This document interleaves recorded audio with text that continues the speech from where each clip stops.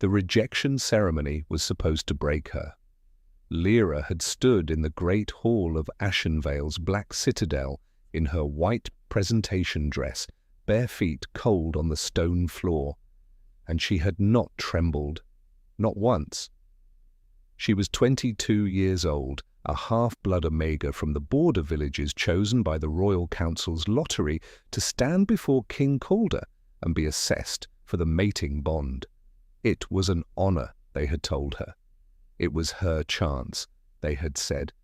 What they had not told her was that Lord Barren had already decided her fate. Barren was the king's uncle, his regent, his most trusted advisor for the past decade, ever since King Calder's parents had died in the border wars and left a 19-year-old boy on a throne too large for his grief. Barren had stepped in, guided him, and for 10 years had been carefully, quietly, methodically poisoning the man who trusted him most, not with anything obvious, not anything that would leave marks a healer could find, something slower, something woven from dark wolfcraft, the kind practiced only in the furthest northern territories, administered in the accumulated proximity of a trusted confidant. Something that crept through the king's blood like winter, numbing his emotions first, then his instincts, then his ability to sense a true mate bond. Lyra had not known any of this on the day she stood in that hall. She had only known the cold and the silence, and the way King Calder's silver eyes swept over her without recognition, without warmth, without the pulse of acknowledgement she had been told a true mate bond would carry. He was devastating to look at. Even then, even on the worst day of her life, she registered that fact with the helpless clarity of someone observing a natural disaster. Tall, broad-shouldered, with the kind of controlled stillness that made the air around him feel compressed. A scar cut through his left eyebrow. His jaw was built from uncompromising angles. He looked like a king carved from ice and commanded to rule. He had stared at her for exactly 3 seconds. Then he had turned to Lord Barren. Barren had spoken in his low, regretful voice. He had presented the healer's scroll. He had explained with great apparent sorrow that the girl had been tested, that the assessment confirmed she was barren, without the ability to produce heirs. Unsuitable, therefore, for the king's consideration. A tragedy for the girl, of course. But the kingdom must come first. King Calder had looked back at Lyra then. Something flickered in his expression. Something she had not been able to name. A catch in the blankness, a momentary fracture. As if, even through 10 years of slow poisoning, something in him had tried to stir and found the way forward, frozen shut. Rejected, he had said. One word, clean and final as a blade. She had not begged. She had not cried.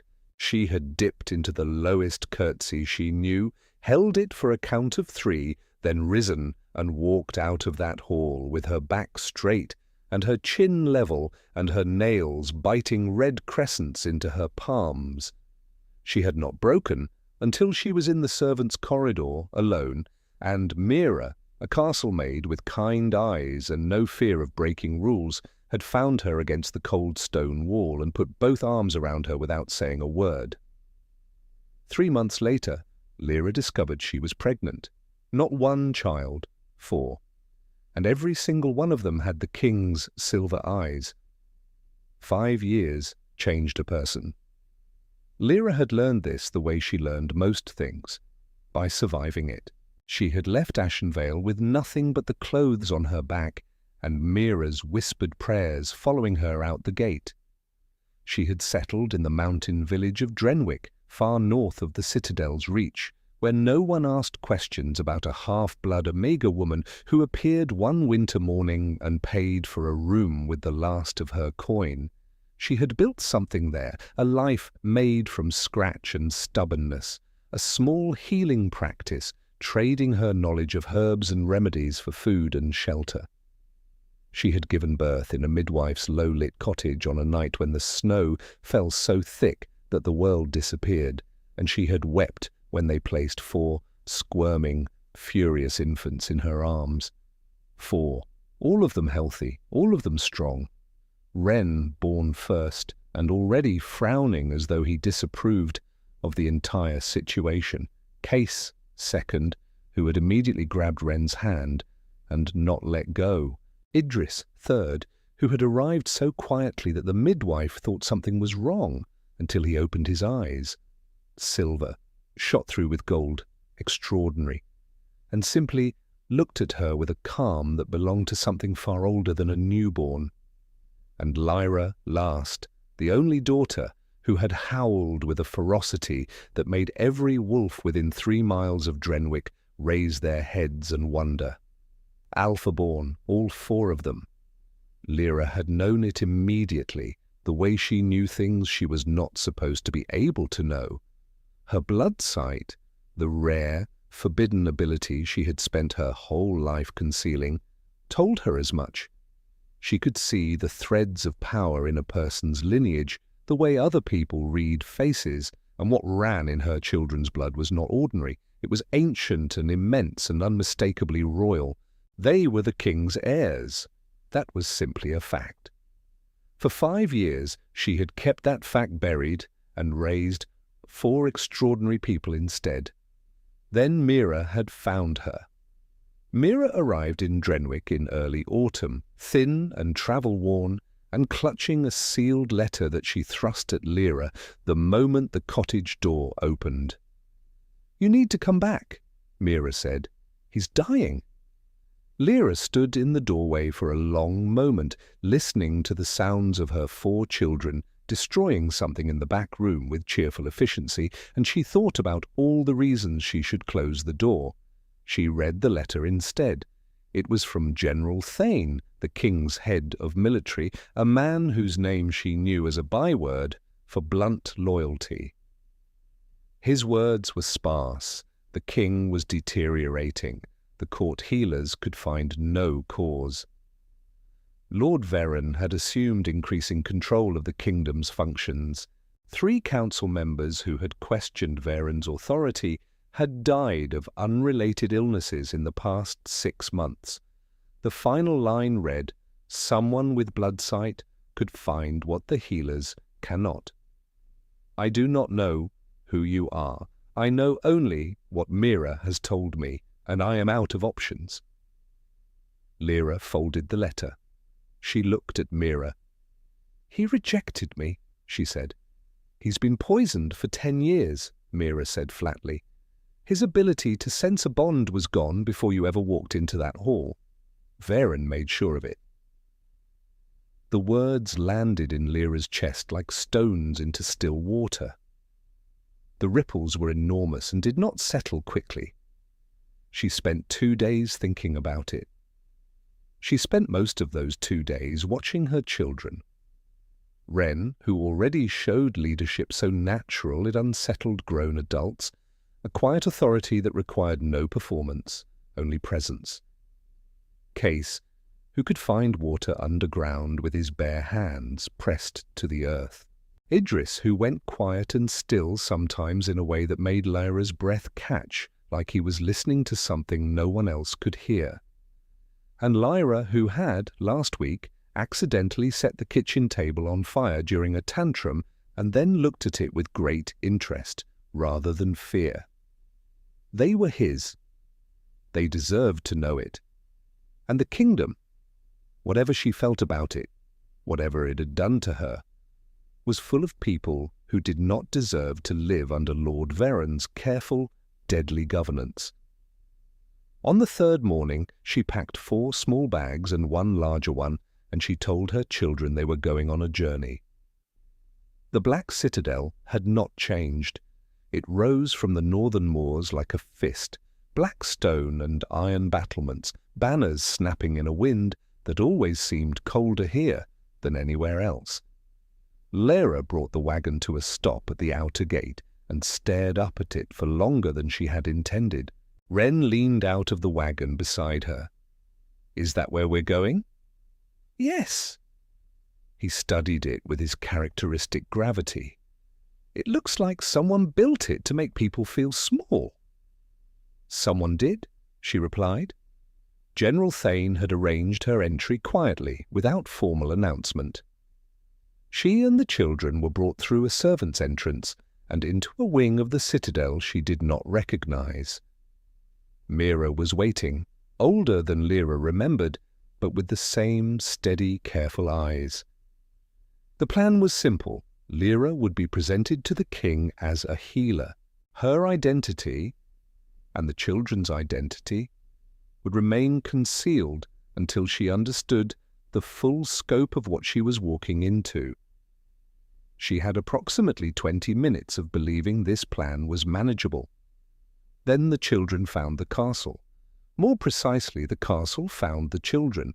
It happened in the corridor outside the healer's wing where Lyra was reviewing the king's symptoms with Thane, and Lyra wandered around a corner she had been specifically instructed not to turn, and straight into King Calder himself. He was walking with 2 guards and Lord Barren, moving at the pace of a man who had learned to conserve his energy. He looked worse than Lyra had expected, not broken, not yet, but the years of slow poison had left their marks. The silver of his eyes was dulled. The controlled stillness she remembered had taken on a different quality, more like exhaustion than power, the stillness of someone who had stopped expecting the world to give him anything worth reacting to. He stopped. Lyra stopped too, looked up at him and said, with 4-year-old directness that made Lyra's blood freeze, "You have the same eyes as me." The silence in that corridor was enormous. King Calder looked down at the small girl, who had his eyes and his jaw and the particular set of chin that all 4 of his children had apparently inherited as a collective declaration of stubbornness. He looked up. He found Lyra. She did not run. 5 years had changed her enough for that. She met his gaze and held it, and she watched the moment the recognition hit him. Slow and uncertain, clouded by the poison, but present. That same flicker she had seen 5 years ago, the one she had spent years trying to forget, returned to his face with the quality of a flame that had been nearly smothered but had never gone completely out. Lord Barren's gaze moved to Lyra and then to the children with an expression that was perfectly composed and utterly, secretly furious. "Your Majesty," Barren said smoothly, "it seems General Thane has arranged a new healer. Perhaps we should continue our discussion." "What is your name?" Calder said. He was not speaking to Barren. "Lyra," she said. "Lyra." He said it like he was testing the weight of it. "And these children?" "Mine," she said. It was true. Whatever else they were hers first. His gaze moved over the 4 of them in a slow, methodical way that made her want to step in front of them and simultaneously made her want to stand perfectly still. When he finished, he looked back at her with an expression she had never seen on him before. He looked uncertain. The King of Ashenvale, the most feared ruler in 4 territories, looked uncertain. "Come," he said. He dismissed Barren. That alone told Lyra something. Even in his compromised state, whatever had been triggered in his instincts by the sight of those 4 silver-eyed children had cut through the poison's fog enough to make him suspicious of an audience. The children were settled with Mira, and Lyra was left alone with the king in a room with a fire that had clearly been burning for hours without warming it much. She told him some of it, not everything. Enough. She told him the Barren declaration had been false. She told him she had blood sight, and that she had used it on the children, and that the lineage she saw in them was unambiguous. She told it plainly, without cushioning, watching his face throughout. He sat very still. The fire popped. Somewhere down the corridor, Case laughed at something. "Why are you here?" Calder said. His voice was flat, but it was the flatness of a man pressing very hard on something to keep it from moving. "After 5 years, why come back?" "Because someone in your court is poisoning you," she said, "and I am the only person who can find it." "You could have sent that information." "I could have," she agreed. "But I came because my children are alpha-born and they deserve to know their father's name, even if their father is a king who rejected their mother without just cause." The words were not designed to be cruel. They were simply true. He was quiet for a long moment. "I was told you were Barren," he said. "I know." "If I had known, you didn't," she said. "That is the sum of it. What happens now is what matters." He looked at her for so long, she thought he might not speak again.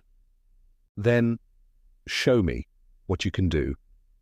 She moved closer, not touching him, not yet, just close enough that her blood sight could reach him the way it always reached when proximity opened the connection. She looked at him with the part of herself she kept locked away from everyone. What she saw was horrifying. The poison was not chemical. It was not anything a healer's herb knowledge would find. It was woven into his bloodline at a level that could only have been achieved through dark wolfcraft, the kind requiring sustained proximity and the full trust of its victim. A slow unraveling of his instincts, his emotions, his ability to sense bond and kin and truth. It had been done over years with the meticulousness of someone who understood that patience was the most dangerous weapon. It was progressing. She told him what she saw. His expression did not change much, but she watched something harden behind his eyes. Not the cold of the poison, but something older and more dangerous. The particular anger of a man who has been betrayed by someone he loved as family. "Barren," he said, not a question. "I cannot give you a name yet," she said carefully. "Blood sight shows me the work, not always the hand, but I can work toward it."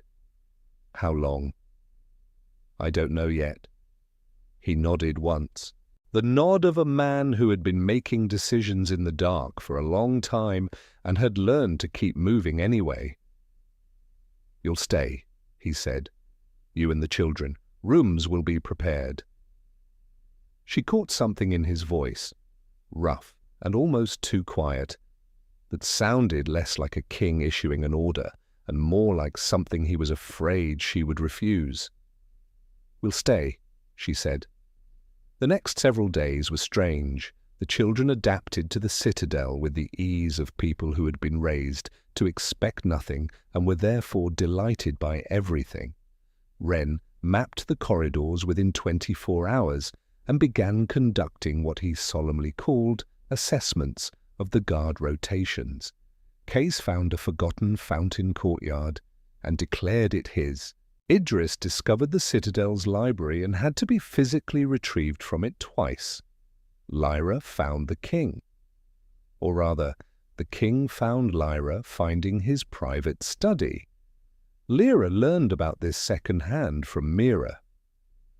Lyra had climbed into the large chair behind the king's desk and was examining his seal when Calder walked in. She had looked at him with his own silver eyes and said, with serene confidence, "This place has good bones." Calder had sat down across from her, and they had apparently spoken for 20 minutes about the structural merits of the Citadel's architecture, which Lyra had detailed opinions about. Lyra did not know what to do with this information. She did not know what to do with a great many things Calder did over those days. The way he appeared sometimes in the corridors at the same time as her, saying little but maintaining a proximity that felt deliberate. The way she caught him watching Wren in the training yard with an expression that bypassed his usual blankness entirely and landed somewhere raw and unguarded. The way he had, without announcement, moved the children's rooms to the Citadel's inner wing, the protected heart of the fortress where only the king's most trusted people had quarters. "He knows," Mira said one evening. "He knew within the first hour," Lyra said. "I think the bond is trying to reassert itself, even through the poison." "And you?" Lyra was quiet for a moment. "He rejected me once." "Because of poison and lies." "Knowing the reason does not always change the wound." Mira nodded slowly. "No," she agreed. "But sometimes knowing gives you the option to let it heal." 3 evenings later, Calder came to the healer's wing when the children were asleep and the citadel was as quiet as it ever got. He stood in the doorway for a moment that stretched until Lyra set down her notes and looked at him. He had the look of a man who had been rehearsing something and abandoned the rehearsed version entirely. "I sent for food," he said. "The kitchen said you have not been eating properly." She blinked.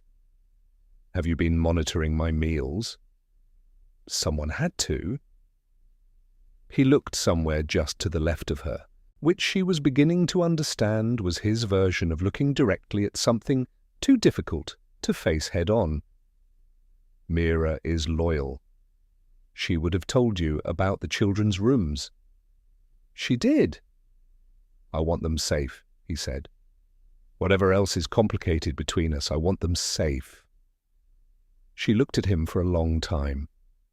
She looked at him with the same clear sight she brought to everything that mattered. The truth she found was not complicated.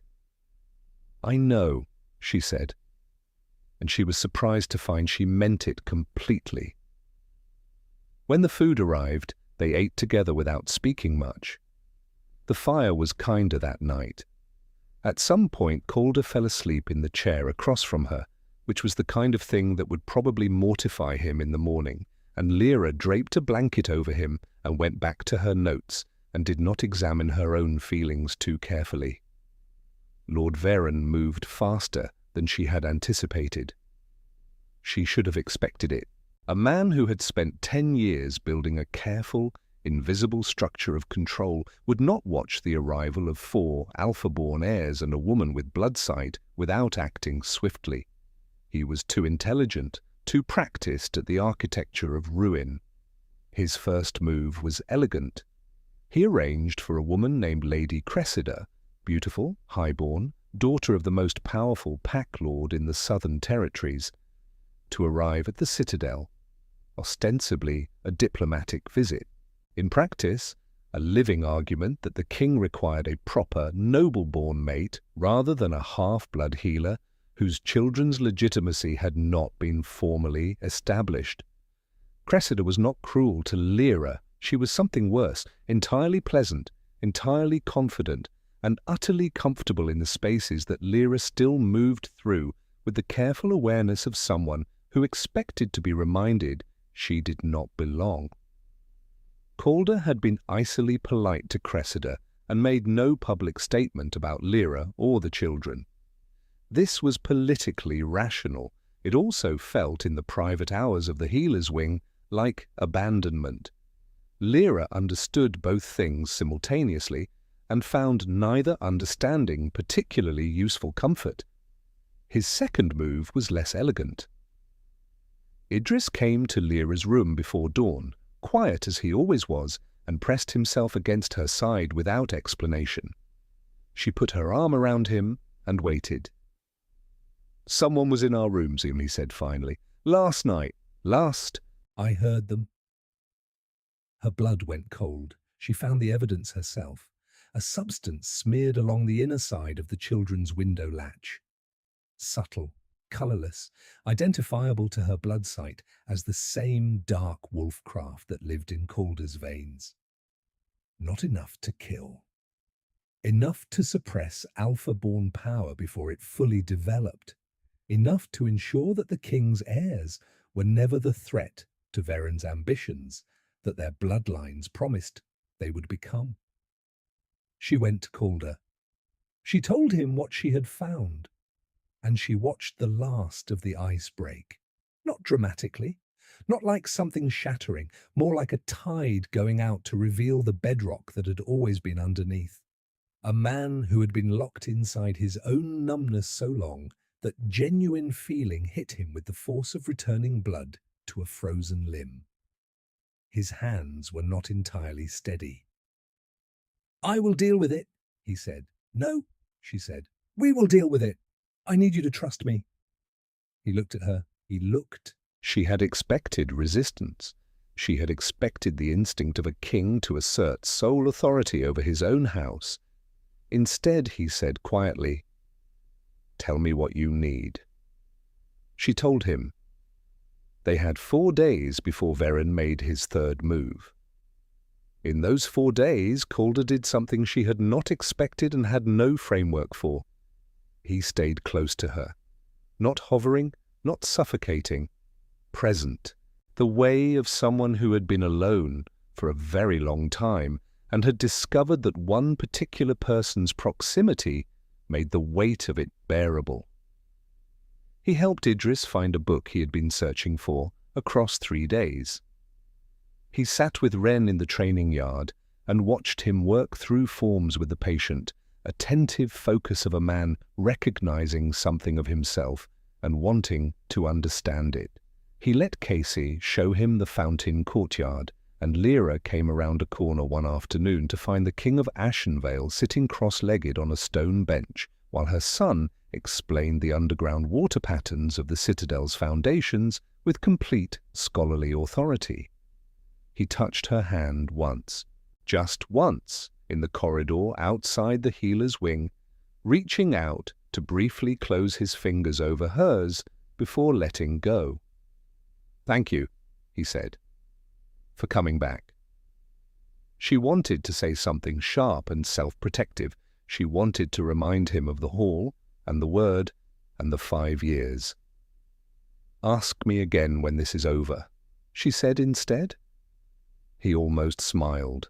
It was incomplete, unpracticed by years of disuse, a thing that did not yet know its own dimensions. But it was real. She felt it like a crack of light through stone.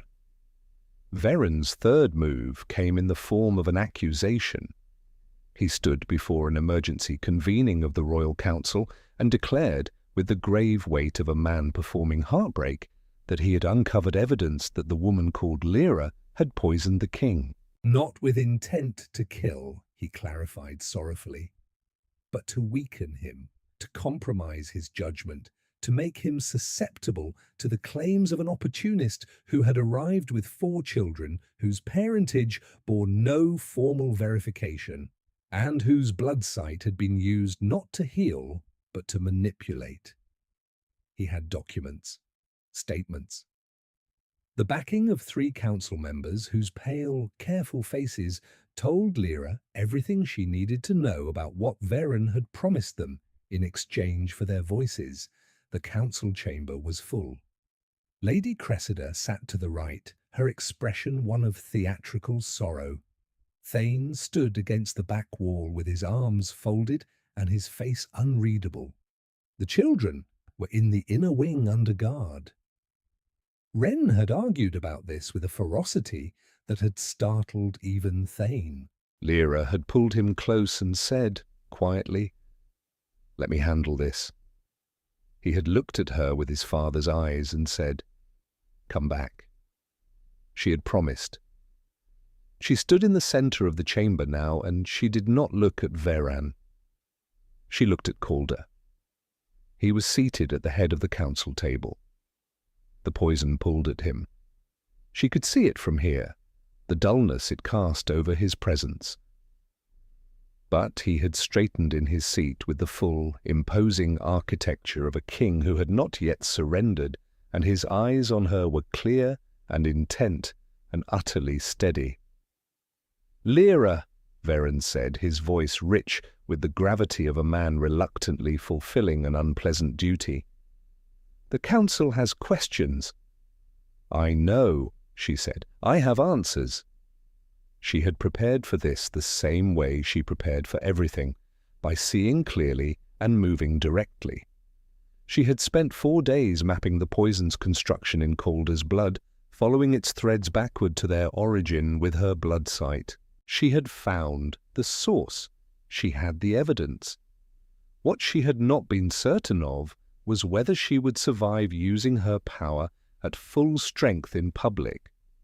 Blood sight, at its deepest reach, was not a passive ability. It was a consumption. Drawing the full truth from someone who had spent a decade weaving dark craft required pushing her own life force into the unraveling. She had done it on smaller scales. She had never done it at this depth. Thane had looked at her when she explained this and said, with the simplicity of a man who calculated odds professionally, "Is there another way?" "No." He had not tried to talk her out of it. "Then do it," he said. "I will make sure you don't fall." She looked at Lord Barren now. He was still speaking, explaining with great eloquence the evidence of her manipulation. The room was listening. Several council members had already begun to look at her with the particular expression of people who had decided and were waiting for the formality of proceeding. She waited until he finished. "May I speak?" she said. Calder said, "You may." She held out her hand. Open palm, fingers spread, directed at Lord Barren across the table. "I will tell you what is in your blood," she said. "If I am wrong, every charge holds. If I am right, then this chamber will know exactly who has been poisoning the King of Ashenvale, and for how long, and toward what end." Barren laughed. It was smooth and controlled and did not reach his eyes. "This is precisely the kind of theatre I expected from—" "Do you refuse?" she asked. A pause. A very small but extremely significant pause. Calder saw it. She saw him see it. The slight tension around Barren's mouth, the recalibration of a man deciding which response best preserved his position. "I have nothing to hide," Barren said. She reached. Blood sight at full depth felt like putting your hands into water that went down forever. She had always described it that way to herself. The sense of following a line down into something vast and dark and true. Barren's blood was not deep. It was complicated, layered with concealments, not over deliberate, not each one tied to obscure the one below. She was patient. She had been patient for 5 years. She followed every thread. The room had gone very quiet. She was distantly aware she had pressed one hand to the council table to steady herself, a ringing in her ears, a cold that began at her extremities and moved inward. She was aware of Barren watching her with a new quality in his expression, not the smooth confidence of before, but the coiled readiness of a man watching something he cannot afford to let succeed. She found it. The origin point. The first casting. 10 years ago, drawn from the darkest craft still known in the Northern Territories, the kind requiring sustained proximity, a blood connection, or a bond of absolute trust. The kind Barren had been able to administer precisely because he was the one person in Calder's life who had never been questioned. She saw his intent too. A distant cousin, a young man entirely in Barren's control, positioned in the Southern Territories, waiting for the day Calder died without legitimate issue, and the succession opened like a door. The day she had walked back in with 4 Alpha-born heirs had ended that plan. Everything Barren had done since her arrival, Cressida, the accusation, the substance on the children's latch, had been the thrashing of a plan dying faster than he could shore it up. She pulled the full truth of it up through her blood sight, and she spoke it. Every detail, every thread, the date of the first casting, the name of the craft, the mechanism of its progression, the name of the cousin, the names of the 3 council members who had taken Barren's promises in exchange for their voices today. she felt it cost her. Each word was spent from somewhere essential. The cold became significant. Her vision narrowed at the edges. The room tilted once, badly, and she gripped the table harder. She finished speaking. The chamber was absolutely silent. Then Thane moved, not toward her, not yet, but toward Barren, with the efficient purpose of a man who had positioned himself in this room for exactly this moment. The guards followed his lead without hesitation. Barren's composure held for 3 seconds. Then he moved toward the door, or tried to, because Thane had been a general longer than Barren had been a regent, and had understood the geometry of rooms long before this particular one became relevant. Calder was on his feet. "Take him," he said. Quiet. Absolute. Barren was taken. Lady Cressida had risen too, pale and very still, and had the apparent self-preservation to say nothing at all. Lyra released the table. She was aware of the floor rising to meet her approximately 1 second before someone caught her. Calder, she registered, because she knew his hands, by now, had memorized them without meaning to, the specific weight and shape and warmth of them. "I told Thane I would not fall," she said, which was not entirely coherent. "You didn't," Calder said. His voice was different. The frost that had always lived in it was gone. She was not conscious enough to fully analyze what had replaced it, but she felt it, even through the cold and the ringing and the dark at the edge of her vision.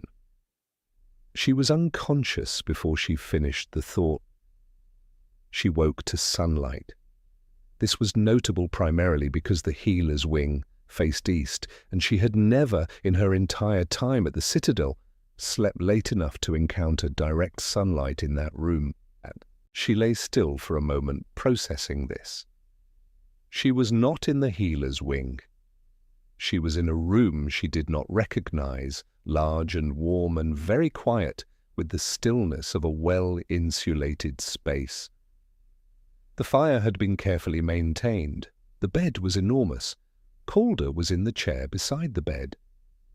He had the look of a man who had been awake for some time and had made his peace with it. "How long?" she said. 3 days. She absorbed this.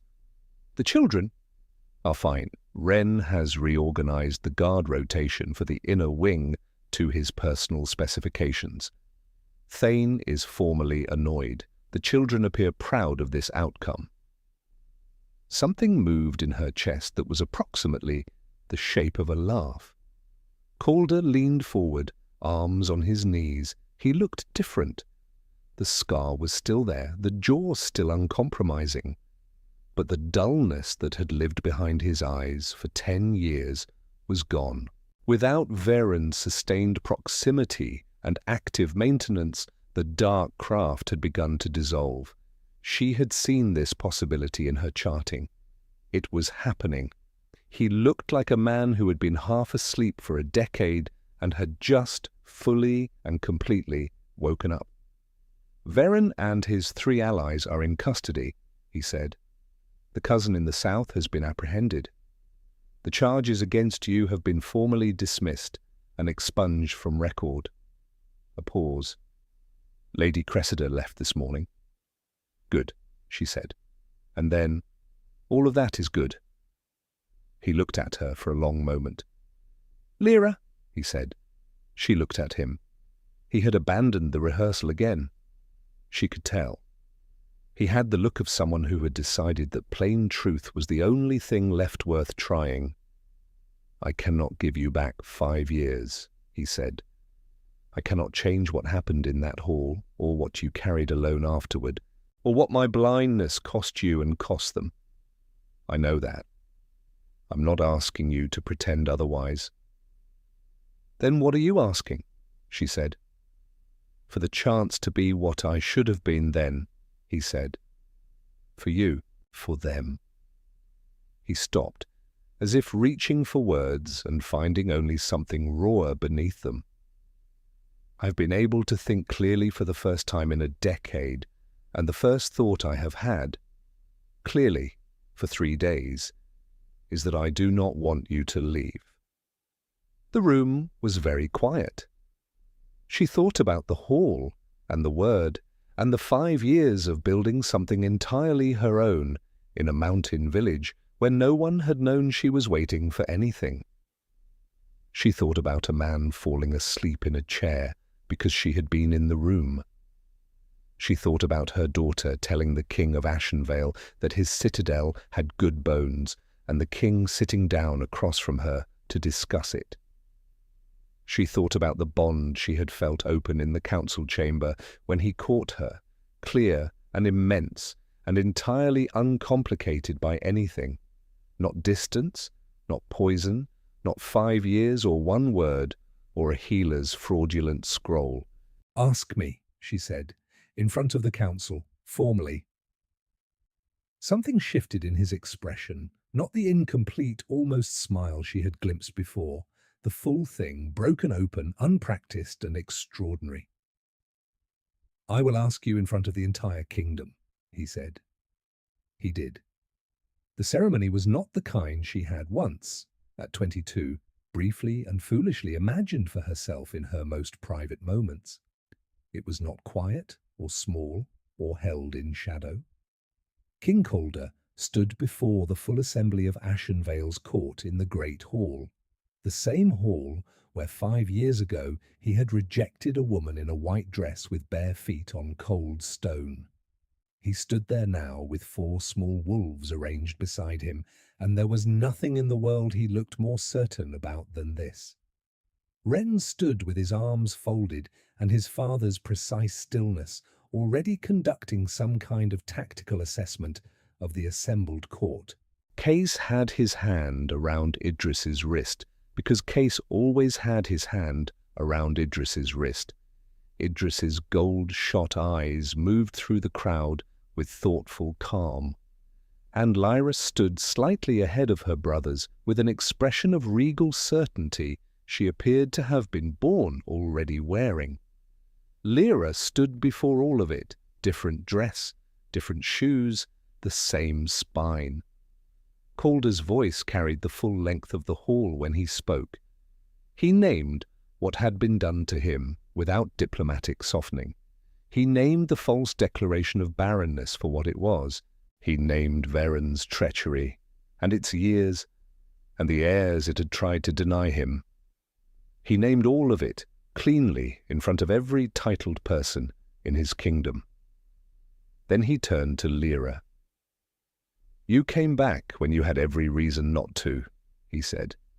"You saved my life and my kingdom at a cost I am still not certain you will let me acknowledge properly. You brought my children home." He paused.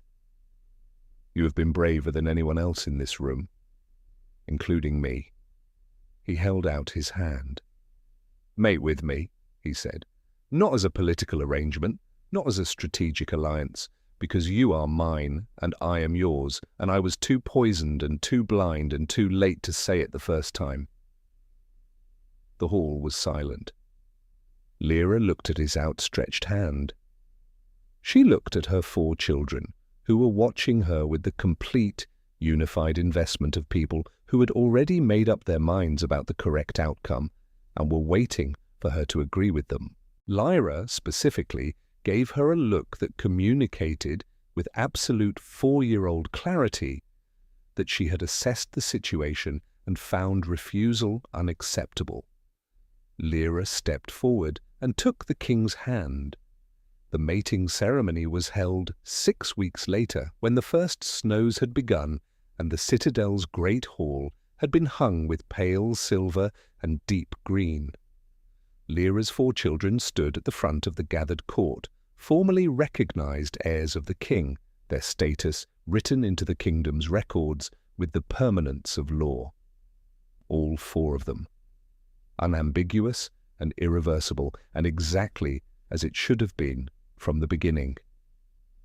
When Calder placed the bonding mark at her throat, and she felt the mate bond open, full and clear and unobstructed by poison or politics or 5 years of distance. She understood what Mira had meant about wounds that could heal. They could, given truth and time, and two people stubborn enough to keep moving toward each other even when the path had been deliberately blocked. Ren leaned over to Kayser and said, in what he apparently believed was a whisper, "I approve." Calder, whose hearing was very good, caught Lyra's eye over the assembled court. The full smile appeared again. Still unpracticed, still extraordinary. She gave him one back. 6 months later, the snows had broken, and Ashenvale had begun to look like a kingdom that had been holding its breath for a very long time and had finally remembered how to exhale. Thane had reorganized the council with the efficient satisfaction of a man who had been waiting years for the authority to do it properly. Barren's trial had concluded in early spring, his conviction unanimous, his carefully constructed succession plan dissolved completely, no heir left to his ambitions, no shadow of his influence remaining over the throne. The children flourished in ways that made the Citadel staff uncertain whether to be proud or alarmed, and often both simultaneously. Ren began formal training with the senior guard, who reported to Thane that the boy's tactical instincts exceeded most adult trainees by a measure he had no precedent for. Case mapped the Citadel's entire underground water system and presented his findings to the engineers, who could find no errors in the work of a 5-year-old. Idris drew the court seer into increasingly long conversations, and she came to Lyra one afternoon with wide eyes to report that his prophetic sight was emerging at an age she had never documented, and Lyra, introduced to combat training after setting fire to 3 separate things in a single week, had taken to it with an enthusiasm that made her instructors feel a complex mixture of delight and genuine personal concern. They were extraordinary.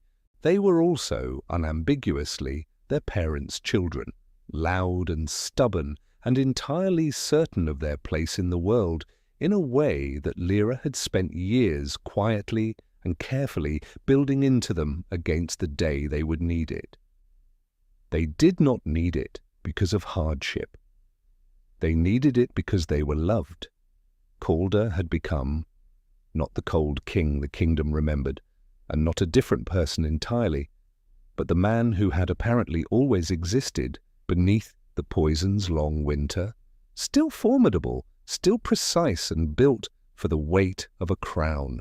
But the Citadel's warmth had shifted since the ceremony in ways the court noticed and could not quite name, except that their king smiled now, occasionally, and it was the kind of smile that did not invite calculation.